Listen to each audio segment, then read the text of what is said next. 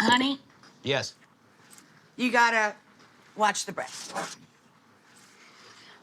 I am guilty of two things. Burning bread and burning coffee? No, nuts. I burn nuts even if I put them on the stove to Nuts. toast them and I can see them.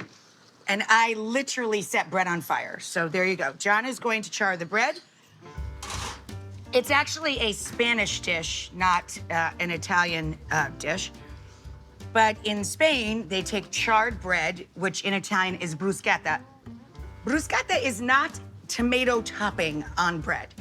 Bruschetta is just charred bread, period.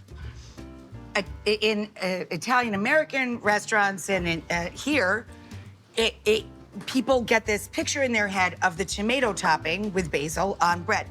But bruschetta technically is just charring bread to burn the bread, bruschetta.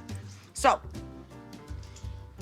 you can just make charred bread, rub it with halved cut garlic, drizzle it with olive oil, sprinkle it with flaky sea salt. Honey, we grab the flaky sea salt, back counter, white box, kind of beat up looking.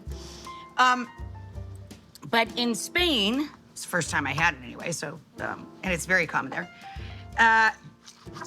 You take an overripe tomato. This is a perfectly ripe tomato, but whatever. You take a kind of going south tomato and you squish it into the bread. Again, it's a dish that I could eat for dinner. Like, I could just have that and be done.